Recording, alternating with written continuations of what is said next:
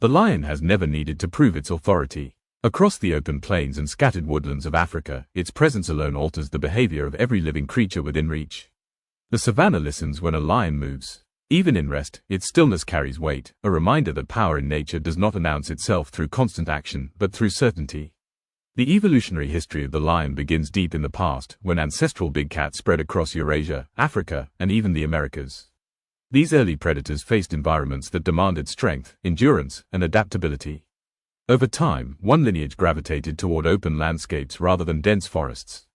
In these exposed environments, stealth alone was not enough. Cooperation became an advantage, and from this pressure emerged the lion's most defining trait: social living. Unlike other big cats that evolved towards solitude, the lion moved in the opposite direction. Natural selection favored individuals that tolerated proximity, shared territory, and coordinated action. This shift was not accidental. Large prey animals such as buffalo, zebra, and wildebeest required collective effort to subdue. A lone hunter could succeed occasionally, but a coordinated group could dominate consistently. The lion's pride became its greatest weapon. Physically, the lion is built for confrontation. Its muscular frame is dense rather than elongated, prioritizing power over speed. Massive forelimbs anchor the body during attacks, delivering force capable of toppling animals several times its weight. The skull houses one of the strongest bite forces among terrestrial predators, optimized not for crushing bone like hyenas, but for suffocating prey by clamping onto the throat or muzzle. The mane of the male lion is more than ornamentation. It is a biological signal and a shield. Darker, fuller manes indicate higher testosterone levels, better health, and superior genetics. Females consistently prefer males with darker manes, reinforcing this trait through sexual selection. At the same time, the mane provides protection during combat, absorbing bites and reducing injury when males clash over territory and breeding rights. Behaviorally, lions operate within a strict but fluid social hierarchy. A pride typically consists of related females, their offspring, and a coalition of one to several males. Females form the stable core, remaining in the pride for life, while males are transient rulers. This structure balances cooperation with competition, ensuring both genetic diversity and territorial stability. Hunting within the pride reflects this organization. Lionesses, lighter and faster, perform most of the hunting. They coordinate movements with remarkable precision, using terrain, wind direction, and darkness to their advantage. The hunt unfolds silently, a gradual tightening of space until prey realizes too late that escape routes have vanished. When the final charge comes, it is explosive, decisive, and brief. Feeding is governed by dominance rather than contribution. Males eat first, regardless of participation, followed by females and then cubs. This hierarchy ensures that dominant males maintain strength necessary for territory defense, but it also exposes the brutal efficiency of natural systems. Survival is prioritized over fairness. The lion's habitat once extended far beyond modern Africa, reaching into Europe, the Middle East, and Asia. Today, its range has contracted dramatically. Yet within its remaining strongholds, the lion continues to shape ecosystems through presence alone. Herbivores alter grazing patterns, waterhole usage, and migration routes to avoid lion territories. This fear-driven landscape prevents overgrazing, allowing vegetation to recover and biodiversity to persist. In the savanna, night belongs to the lion. As temperatures drop and visibility fades, its advantages multiply. A roar carries across kilometers, a low-frequency declaration of ownership and warning. It is not a call for attention, but a boundary marker, an auditory fence drawn through darkness. Few animals challenge it. This is only the foundation of the lion's story. Its intelligence, conflict, vulnerability, and future remain ahead. Power among lions is never permanent. It is borrowed, defended, and eventually taken. The social structure that makes lions dominant hunters also makes them vulnerable to internal collapse. Every pride exists within a constant state of tension, balance between stability and sudden violence. At the center of this tension stand the males, whose reign is defined not by birthright, but by the ability to seize and hold territory through force and strategy. Male lions rarely rule alone. Coalitions form early, often between brothers or close relatives who grow up together after dispersing from the natal pride. These alliances are forged through shared hardship, failed hunts, and skirmishes with rival males. A lone male may occasionally claim a pride, but coalitions dominate the savanna. 2 or 3 coordinated males can outmatch larger solitary rivals, proving once again that cooperation, not size alone, defines success in the lion's world. When a coalition challenges a resident pride, the encounter is rarely immediate.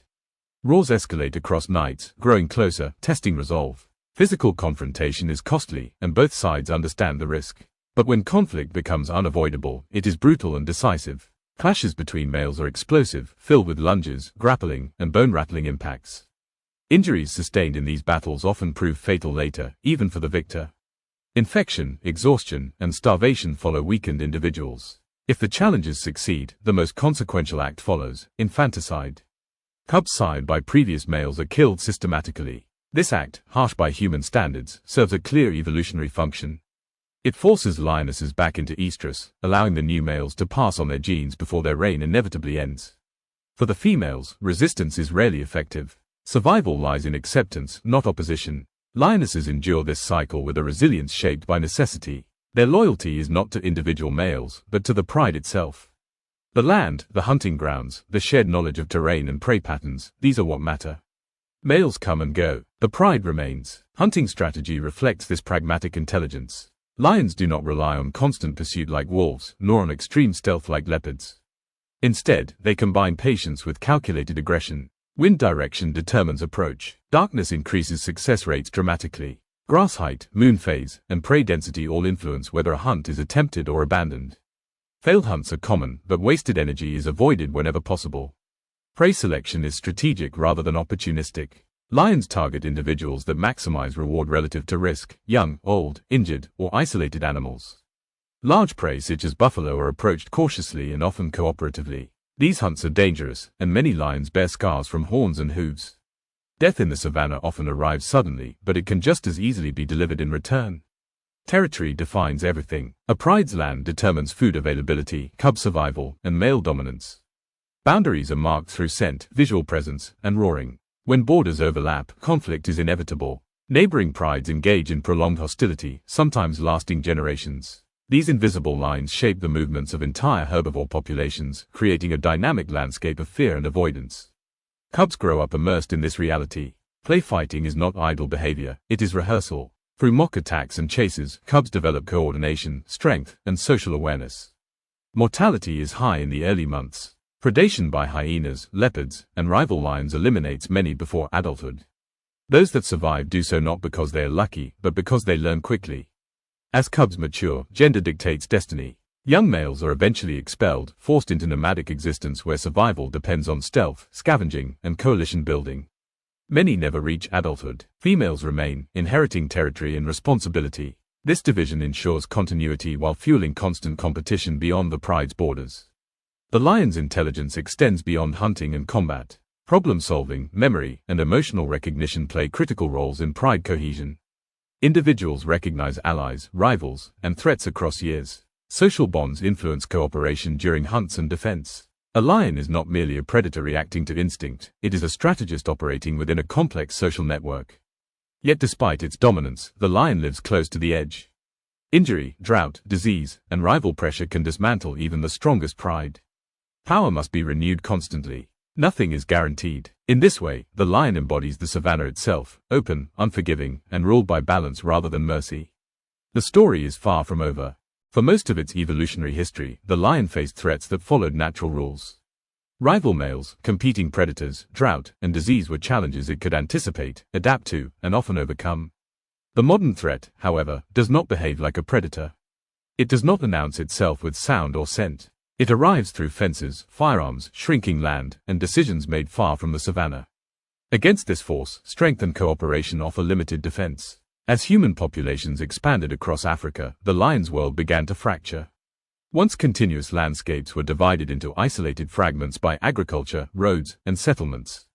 Migration routes collapsed, prey species declined or were redirected. The lion, bound to territory and dependent on space, found itself compressed into shrinking pockets of survivable land. In these confined zones, competition intensified and tolerance vanished. Human-lion conflict emerged not from malice, but from overlap. Livestock replaced wild prey. Cattle, goats, and sheep grazed where antelope once moved freely. For a lion, the calculation is simple. A slow, confined animal represents less risk and higher reward than agile wild prey. Predation on livestock became inevitable, and with it came retaliation. Poisoned carcasses, traps, and night raids decimated entire prides in silence. Unlike natural mortality, human-caused deaths are indiscriminate. Dominant males, breeding females, and cubs all perish without distinction. The loss of a single adult male can destabilize multiple prides, triggering infanticide, territorial collapse, and cascading population decline. What appears as a localized conflict often results in long-term regional damage. Trophy hunting added another layer of pressure. Selective removal of large maned males disrupts social structure far beyond the individual killed. When dominant males disappear, coalitions invade, cubs die, and lionesses are forced into repeated reproductive cycles under stress. While regulated hunting claims sustainability, its ecological consequences often extend beyond projected models, especially in already fragmented habitats. Disease, once a minor factor, has grown more influential as populations shrink and genetic diversity declines. Outbreaks of canine distemper virus and bovine tuberculosis, transmitted from domestic animals, have wiped out entire prides in protected areas. These diseases exploit proximity, a vulnerability created by human land use rather than natural behavior. Conservation efforts attempt to counter this decline, but they operate within contradictions. Protected reserves offer safety, yet they are often too small to support long-term genetic health. Corridors meant to reconnect populations are blocked by political boundaries and economic interests. Lions survive, but often as managed symbols rather than autonomous rulers of the land. Tourism presents both lifeline and illusion. Lions generate revenue, attention, and political incentive for protection, yet constant exposure alters behavior. Habituation to vehicles, disruption of hunting patterns, and stress from human presence subtly reshape lion life. The animal remains wild, but the context is no longer purely natural. Despite these pressures, lions persist. Their resilience lies not only in physical power, but in behavioral flexibility. They adapt hunting times, prey selection, and territory use. They learn to avoid humans when possible, to move at night, to exist on the margins of a changing world. This adaptability buys time, but time alone does not guarantee survival. The decline of lions is not sudden or dramatic. It is quiet, statistical, and easy to ignore. Populations shrink, ranges contract, and absence becomes normalized. The roar still echoes in some places, but it no longer defines the landscape as it once did. Silence spreads slowly, yet the loss of lions would represent more than the disappearance of a species. It would signal the collapse of a regulatory force that shapes ecosystems through fear and control. Without lions, herbivore populations explode or behave unchecked, vegetation degrades, and biodiversity erodes. The savanna loses its rhythm, its tension, its balance. The lion's struggle is therefore not isolated. It mirrors a broader conflict between expansion and restraint, exploitation and coexistence. The question is not whether lions can survive humans, but whether humans are willing to share space with a predator that refuses to be domesticated. One part remains. Long before science gave the lion a Latin name, before ecosystems were mapped and food chains were defined, the lion already existed in the human mind as an idea. Across continents and centuries, it emerged independently in myth, art, language, and belief. This convergence was not coincidence. Humanity recognized something in the lion that extended beyond flesh and bone. The lion became a mirror, reflecting how power looks when it does not apologize for its existence. In ancient civilizations, the lion was never portrayed as a servant or a background creature. It stood at gates, carved into stone, guarding thresholds between the mortal and the divine. In Mesopotamia, lions symbolized kingship sanctioned by the gods. In Egypt, the lion represented protection and solar power, embodied in deities that fused ferocity with order. Across Africa, oral traditions framed the lion not as a monster, but as a judge, an animal that punished imbalance and rewarded respect for the land. This symbolic elevation did not come from size alone. Other animals were larger, stronger, or more numerous. What set the lion apart was composure. The lion does not rush. It does not waste energy. It acts when necessary and rests without shame. In human societies obsessed with constant motion and display, this restraint reads as authority. The lion does not seek validation. It assumes position. Biologically, this perception aligns with reality. The lion's dominance is not based on uncontested supremacy, but on control within limits. It does not eliminate prey indiscriminately. It does not expand endlessly. Its rule is local, conditional, and responsive to environmental feedback. In this way, the lion represents a form of power that is sustainable precisely because it is constrained by natural law. The concept of the king of beasts has often been misunderstood. Kingship in nature is not permanence. It is responsibility enforced by consequence. A weak lion loses territory. A reckless lion dies. A pride that misjudges its environment collapses. There is no ceremony, no legacy protection. Authority must be renewed daily through competence. Modern humans, detached from this feedback loop, often romanticize the lion while dismantling the conditions that allow it to exist.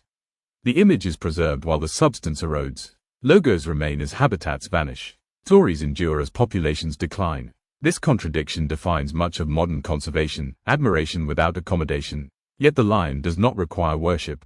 It requires space, prey, and tolerance for risk. Coexistence with a predator demands acceptance of loss, uncertainty, and boundaries. It challenges the human desire for total control. In this sense, the lion's continued existence represents a test, not of conservation budgets or policy statements, but of cultural maturity. Where lions survive with minimal interference, ecosystems stabilize. Vegetation patterns recover. Prey behavior becomes dynamic rather than destructive. Biodiversity increases not through abundance, but through regulation. The lion's influence is disproportionate to its numbers because it operates at the level of behavior, not biomass. Fear, properly placed, becomes a tool of balance. As technology advances and landscapes transform, the lion's future narrows into a set of choices made far from the savanna. Corridors can reconnect populations or be blocked. Conflict can be mitigated or monetized. The outcome will not hinge on the lion's adaptability alone, but on whether humans accept that some power must exist outside their control. If the lion disappears, the loss will not announce itself with spectacle. There will be no sudden collapse, no global alarm. The savanna will simply become quieter, more predictable, and less alive. Something essential will have been removed, not just an apex predator, but a standard against which wildness was measured. The lion does not define itself as king. That title was given by observers who sensed, instinctively, that this animal embodies a form of order the natural world rarely produces. Calm, conditional, and absolute when required. A ruler not of everything, but of what lies within reach. In the end, the lion's story is not about domination. It is about presence, about what it means for a landscape to know it is watched. About the discipline imposed by consequence. As long as the lion walks the savanna, the wild retains its spine. When the lion is gone, the world will still turn. But it will turn without teeth.